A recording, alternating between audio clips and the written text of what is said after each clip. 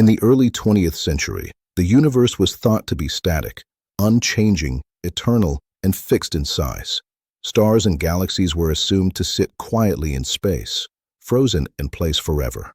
His name was Georges Lemaître, and long before the term Big Bang existed, he had already described it. Lemaître was not a famous observatory director or a celebrity scientist. He was a Belgian priest, mathematician, and astronomer working largely outside the scientific spotlight. Yet in 1927, years before the idea became widely accepted, he proposed something shocking. The universe is expanding. Behind every moment lies a scientific wonder. I'm Kale, and welcome to SciCurious, where curiosity meets science. Even Albert Einstein himself believed this. But one man looked at the same equations, the same data, and reached a radically different conclusion. By carefully studying Einstein's equations, Lemaître realized they did not describe a static universe at all. They naturally allowed for a universe that was either expanding or contracting. This wasn't philosophy or speculation, it was mathematics. But Lemaître didn't stop there. He connected theory with observation. Astronomers had already noticed that distant galaxies showed a redshift in their light, meaning they were moving away from Earth. Most scientists treated this as an odd detail. Lemaître saw it as evidence. Following the logic backward, he reached a stunning conclusion.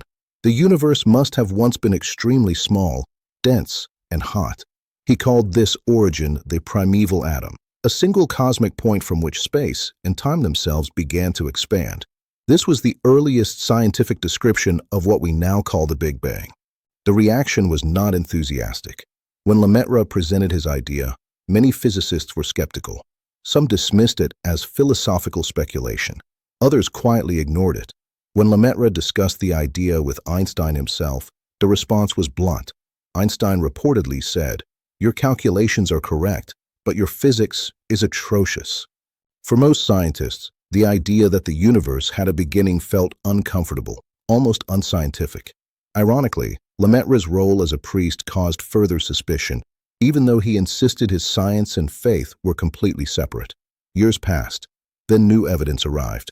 In the late 1920s and 1930s, Edwin Hubble's observations confirmed that galaxies were indeed moving away from each other.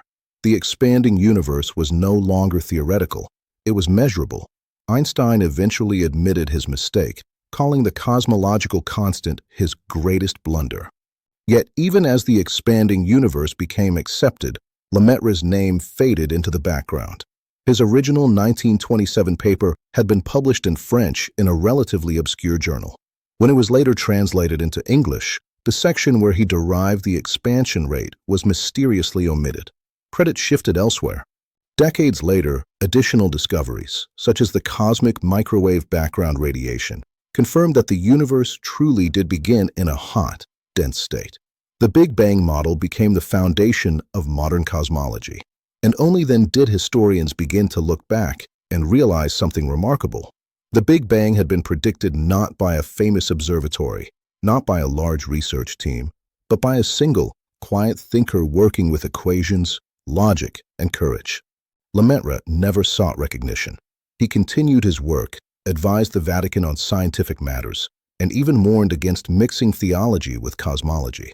For him, understanding how the universe began was a scientific question, not a religious one. Today, his contribution is slowly being restored. Astronomers now acknowledge that the expanding universe was first correctly described by Georges Lemaître. Some even refer to the expansion law as the Hubble-Lemaître law. But his story remains a powerful reminder. Scientific revolutions don't always arrive with applause. Sometimes they begin as overlooked papers, quiet insights, and ideas that seem too strange for their time. So here's the question. How many groundbreaking ideas might be ignored today simply because they challenge what we think we already know? Science is everywhere if you just know where to look. Thanks for watching SciCurious. Until next time.